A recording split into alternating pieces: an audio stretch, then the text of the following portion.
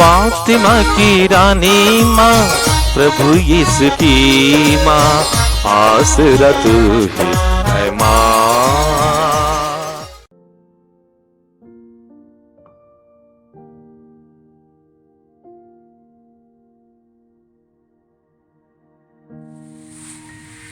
पहला पाठ नबी इसायास का ग्रंथ, अध्याय 5, पद संख्याएं 1 से 7 तक। मैं अपने मित्र की दाखबारी के विषय में अपने मित्र को एक गीत सुनाऊंगा। उपजाऊ ढाल पर मेरे मित्र की दाखबारी थी। उसने इसकी जमीन खुदवाई, इसमें से पत्थर निकाल दिए और इसमें बढ़िया दाख लगवा दी। उसने इसके बीच में मीनार बनवाई और इसमें एक कोल्हू भी खुदवाया। उसे अच्छी फसल की आशा थी, किंतु उसे खट्टे अंगूर ही मिले। हे यरूशलेम के निवासियों, हे यहूदा के लोगों, अब तुम मेरा तथा मेरी दाखबारी के बीच न्याय करो। कौन सी बात रह गई थी जिसे मैं अपनी दाखबारी के लिए कर सकता था और जिसे मैंने उसके लिए नहीं किया? मुझे अच्छी फसल की आशा थी, किंतु मुझे खट्टे अंगूर ही मिले। अब मैं तुम्हें बताऊंगा कि अपनी दाखबारी का क्या करूंगा। मैं उसका बाड़ा हटाऊंगा और पशु उसमें चरने आएंगे। मैं उसकी दीवारें ढाऊंगा और लोग उसे पैरों तले रौंद देंगे। वह उजड़ जाएगी, कोई भी उसे छाटने या खोदने नहीं आएगा और उसमें झाड़ झंकार उग जाएगा। मैं बादलों को आदेश दूंगा कि वे उस पर पानी नहीं बरसाएं। विश्वमंडल के प्रभु की यह दाखबारी इस्राएल का घराना है और इसके उत्तम पौधे यहूदा के लोग हैं। प्रभु को न्याय की आशा थी और भ्रष्टाचार दिखाई दिया। उसे धार्मिकता की आशा थी और अधर्म के कारण हाहाकार सुनाई पड़ा। यह प्रभु की वाणी है।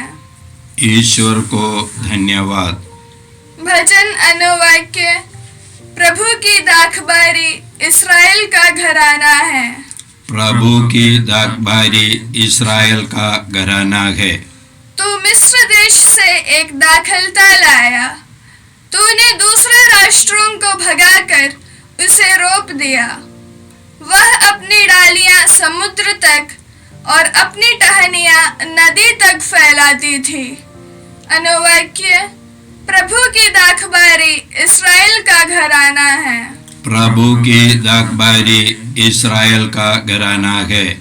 तूने उसका बाड़ा क्यों तोड़ डाला? उधर निकलने वाले उसके फल तोड़ लेते हैं। जंगली सुअर उसे उजाड़ते हैं और खेत के पशु उसमें चरते हैं। अनुवाक्य। प्रभु की दाखबारी इस्राएल का घराना है। प्रभु की दाखबारी इस्राएल का घराना है। विश्वमंडल के प्रभु, स्वर्ग से हम पर दया दृष्टि कर। तूने यह दाखलता लगाई है, आकर इसकी रक्षा कर। अनुवाक्य। प्रभु की दाखबारी इस्राएल का घराना है। प्रभु की दाखबारी इस्राएल का घराना है। हम फिर कभी तुझे नहीं छोड़ेंगे। हमें बचाने की कृपा कर, जिससे हम तेरी स्तुति करें। विश्वमंडल के प्रभु, हमें वापस बुला। हम पर दया दृष्टि कर और हमारा उद्धार हो जाएगा। अनुवाक्य। प्रभु की दाखबारी इस्राएल का घराना है। प्रभु की दाखबारी इस्राएल का घराना है। दूसरा पाठ। फिलिपियों के नाम संत पौलुस का पत्र। अध्याय 4 पद संख्याएं 6 से 9 तक। किसी बात की चिंता मत कीजिए, हर जरूरत में प्रार्थना कीजिए और विनय तथा धन्यवाद के साथ ईश्वर के सामने अपने निवेदन प्रस्तुत कीजिए। और ईश्वर की शांति जो हमारी समझ से परे है, आपके हृदयों और विचारों को यीशु मसीह में सुरक्षित रखेगी।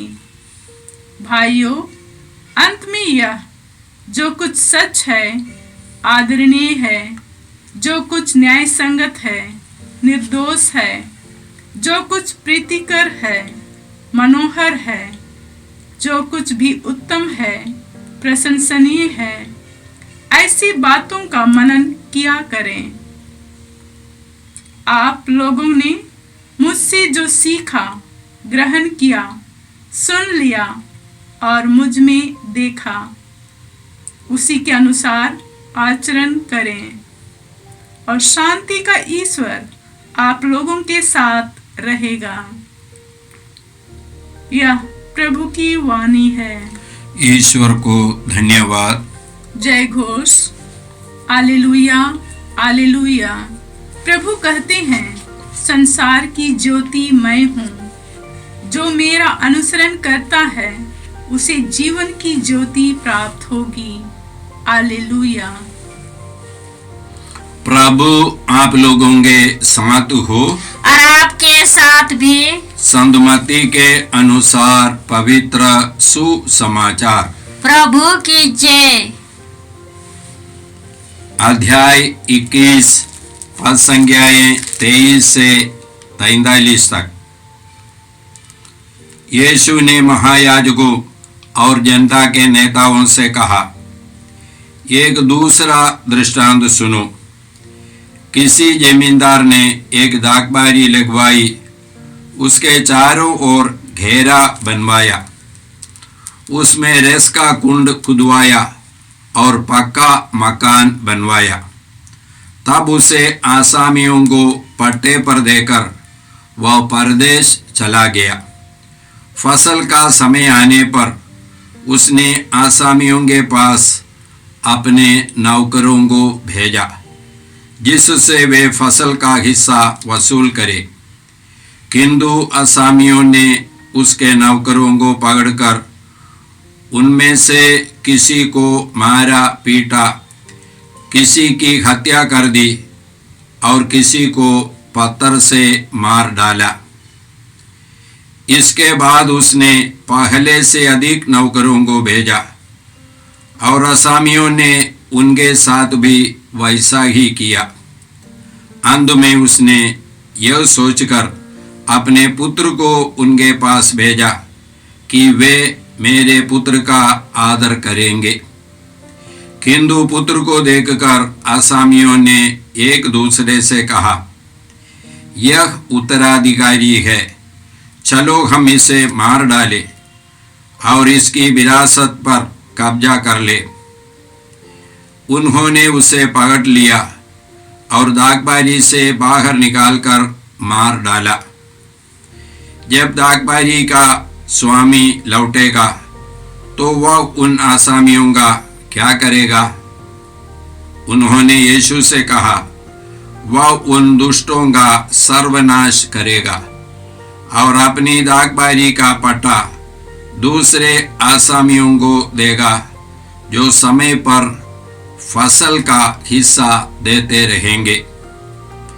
यीशु ने उनसे कहा, क्या तुम लोगों ने धर्म ग्रंथ में कभी यह नहीं पढ़ा? कारीगरों ने जिस पत्थर को बेकार समझकर निकाल दिया था, वही कोने का पत्थर बन गया है। यह प्रभु का कार्य है, यह हमारी दृष्टि में अपूर्व है। इसलिए मैं तुम लोगों से कहता हूँ, स्वर्ग का राज्य तुमसे ले लिया जाएगा और ऐसे राष्ट्र को दिया जाएगा जो इसका उचित फल उत्पन्न करेगा। यह प्रभु का सुसमाचार है। ख्रिस्त की जय। क्रिस में प्यारे भाई बहनों, आज का पहला पाठ हम लोगों ने यशायाह नबी के ग्रंथ से सुना।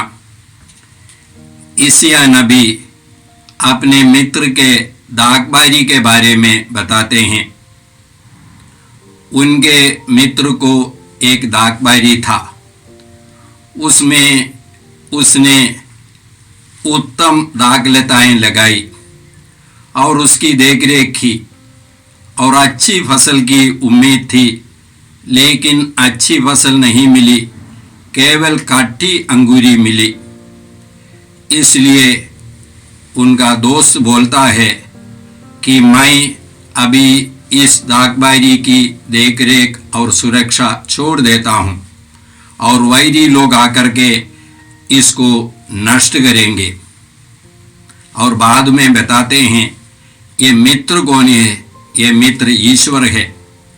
एक दागबारी कौन है? इस्राएल की भूमि है। दागलता कौन है? इस्राएल के लोग हैं। ईश्वर ने इस्राएल के लोगों से न्याय और धार्मिकता की उम्मीद की थी, लेकिन केवल अधर्म और अत्याचार मिला है। इसलिए ईश्वर बोलते हैं, जो सुरक्षा की प्रतिज्ञा उन्होंने की थी, जो देखरेख आज तक उन्होंने इन लोगों के लिए की है, ये सब समाप्त हो जाएगा और वैरी लोग आकर के इस दागबारी को नष्ट करेंगे, इसको बर्बाद करेंगे। हम लोग संत योहन के सुसमाचार के 15वां अध्याय में यीशु मसीह की बात सुनते हैं। यीशु बोलते हैं, मैं सच्ची दागलता हूँ, मेरा पिता बागवान है। वह उस डाली को जो मुझ में नहीं फलती काट देता है और उस डाली को जो फलती है छांटता है, जिससे वह अधिक फल उत्पन्न करे। और यहाँ पर यीशु बोलते हैं, सच्ची दागलता मैं हूँ। और दागबारी कौन है या क्या है? ईश्वर का राज्य है। इसकी देखरेख कौन करते हैं? पिता ईश्वर करते हैं। तो पिता ईश्वर ने यीशु को इस दागबारी में लगाया है और हम लोगों को यीशु से जुड़े रहना है। यीशु सच्ची दागलता है और हम सब डालियां हैं। हम लोग यीशु के ही वचन इसी प्रकार हम लोगों से कहता है। 15वां अध्याय के 14 वाक्य, तुम मुझ में रहो और मैं तुम में रहूंगा। जिस तरह दागलता में रहे बिना डाली स्वयं नहीं फल सकती, इसी तरह मुझ में रहे बिना तुम भी नहीं फल सकते।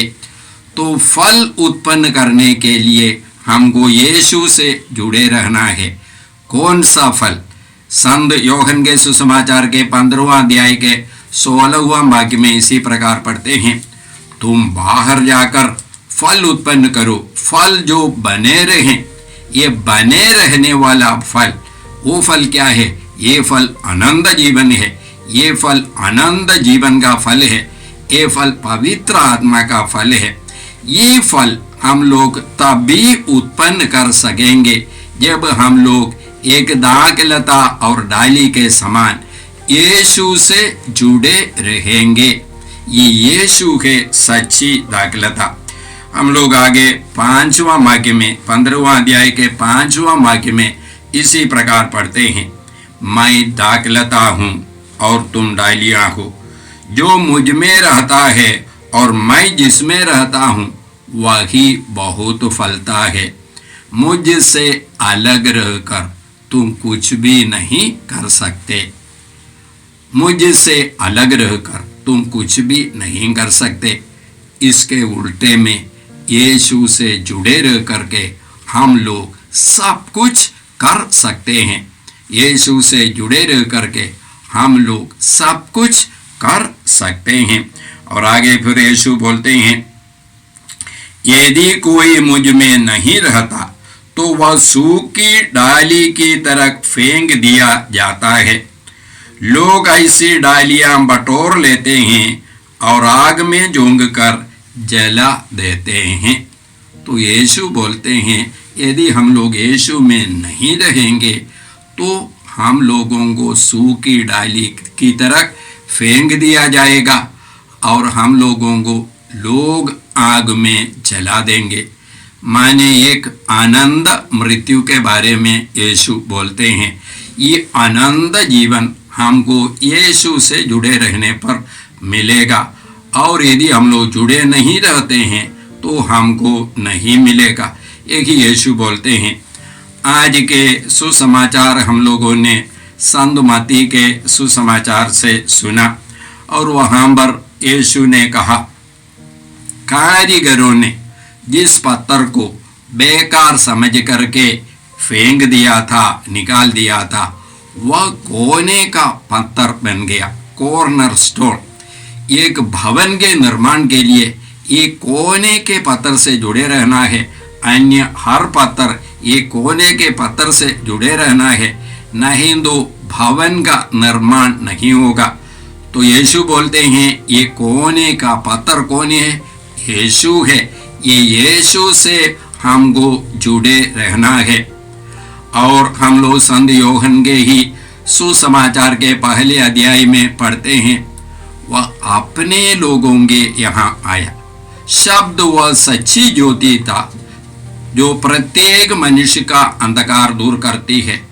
वह संसार में आ रहा था, वह संसार में था, संसार उसके द्वारा बनाया गया, लेकिन संसार ने उसको नहीं पहचाना।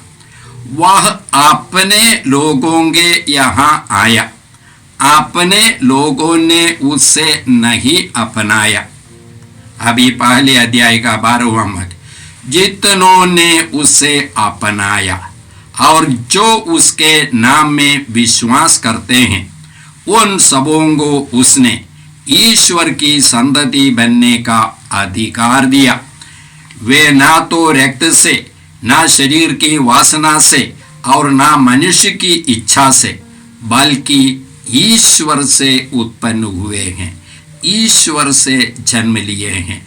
यीशु के द्वारा, यीशु को अपनाने से हम ईश्वर की संतान बन जाते हैं, ईश्वर के परिवार के लोग बन जाते हैं, सदस्य बन जाते हैं, अनंत जीवन के अधिकारी बन जाते हैं। आज के दूसरे पाठ में संत पौलुस के पत्र से है। संत पौलुस के पत्र फिलिपियों के नाम पत्र। सो संत पौलुस बोलते हैं, किसी बात की चिंता ना करे, हर जरूरत में प्रार्थना करे और विनय तथा धन्यवाद के साथ ईश्वर के सामने अपना निवेदन प्रस्तुत करे। और ईश्वर की शांति जो हमारी समझ से परे हैं, आपके हृदयों और विचारों को ईसा मसीह में सुरक्षित रखेगा। ये चिंता एक बीमारी है, हम सबों की बीमारी है। हम लोग जानते हैं चिंता करने से कोई फायदा नहीं, फिर भी हम लोग चिंता करते रहते हैं। और वचन क्या बोलता है? हाँ, हर जरूरत में प्रार्थना करे, चिंता करने के लिए नहीं, हर जरूरत में प्रार्थना करे, विनय तथा धन्यवाद के साथ अपना निवेदन प्रभु के सामने समर्पित करे। विनय तथा धन्यवाद के साथ, विनय माने नम्रता के साथ, और धन्यवाद क्यों धन्यवाद है? क्योंकि हमारा विश्वास यही है, हर प्रार्थना ईश्वर सुनते हैं, हर प्रार्थना ईश्वर सुनते हैं। मार्कुस के सुसमाचार के 11वां अध्याय का 24वां वाक्य में हम लोग इसी प्रकार पढ़ते हैं, जो कुछ तुम प्रार्थना में मांगते हो, यीशु बोलते हैं, विश्वास करो कि तुम्हें मिल गया है, वह तुम्हें दिया जाएगा। इसलिए हमको प्रभु को हर प्रार्थना के बाद धन्यवाद देना है, क्योंकि ईश्वर ने हमारी प्रार्थना सुन ली है। इसलिए हमको ईश्वर को धन्यवाद देना है। विनय तथा धन्यवाद के साथ अपना निवेदन प्रभु के सामने प्रस्तुत करें और ईश्वर की शांति जो हमारे समझ के परे हैं, हमारे मन तथा हृदयों को ईसा मसीह में सुरक्षित रखेगा। ये शांति ये हमको चाहिए। यदि हम लोग अपने घर से बाहर निकल करके जिन जिन लोगों से आप मिलेंगे उनसे जाकर के पूछेंगे कि आपके दिल में शांति है, तो हर व्यक्ति, बहुधा हर व्यक्ति बोलेंगे मेरे अंदर शांति नहीं है। बाइबल की शिक्षा क्या है? शांति कौन है? शांति यीशु है। एफेसियों के नाम पत्र 2 अध्याय का 14वां वाक्य में हम लोग इसी प्रकार पढ़ते हैं, वह माने यीशु हमारी शांति है। यीशु के जन्म के समय में देवदूतों ने शांति की घोषणा की। सर्वोच्च स्वर्ग में प्रभु की महिमा हो और इस पृथ्वी पर उनके कृपा पात्रों को शांति मिले। यीशु अपने पुनरुत्थान के बाद अपने शिष्यों को शांति का अभिवादन किया। यीशु हमको शांति देते हैं। यीशु ने चिंता के बारे में बताते हुए संत मत्ती के सुसमाचार के 6 अध्याय में है, 6 अध्याय का 25वां वाक्य और उसके 24वां वाक्य क्या बोलते हैं, ये वाक्य हमारे लिए महत्वपूर्ण है। ये 25वां वाक्य से चिंता के बारे में समझने के लिए, कोई भी 2 स्वामियों की सेवा नहीं कर सकता। वह या तो एक से वैर और दूसरे से प्रेम करेगा, या एक का आदर और दूसरे का तिरस्कार करेगा। तुम ईश्वर और धन दोनों की सेवा नहीं कर सकते। ईश्वर और धन, यदि हम लोग ईश्वर को अपने जीवन में प्रथम स्थान देंगे, ये विश्वास हमारे जीवन में है, ये ईश्वर हमारी देखभाल करेंगे, आज तक किया है, आगे भी करेंगे, ये विश्वास हमको होना है। ये दुनिया के कोई भी वस्तु, संपत्ति, धन हमको सुरक्षा नहीं दे सकते हैं। केवल हमारे सृष्टिकर्ता हमको सुरक्षा दे सकते हैं। इसलिए यीशु क्या बोलते हैं 6 अध्याय के 33वां वाक्य में, तुम सबसे पहले ईश्वर का राज्य और उसकी धार्मिकता की खोज में लगे रहो, ये सारी चीजें तुम्हें योग ही मिल जाएगी। इसलिए भाइयों और बहनों, आज हम लोग प्रभु से प्रार्थना करते हैं, ये ईश्वर, ये यीशु मेरे जीवन का मालिक है, मेरे जीवन का आधार है। ये यीशु सच्ची दाखलता है, ये पिता ईश्वर है, ये भगवान इसका देखरेख करने वाले, और ये पिता ईश्वर ने यीशु को इस ईश्वर के राज्य में लगाया है, ताकि हम लोग यीशु से जुड़ करके अनंत जीवन के अधिकारी बने। हम लोग प्रार्थना करें। हे परमपिता ईश्वर, तेरे पुत्र यीशु के लिए हम तुझे धन्यवाद देते हैं। हे पिता ईश्वर, हम प्रार्थना करते हैं कि यीशु हमारे जीवन के आधार रहे, आधार बने।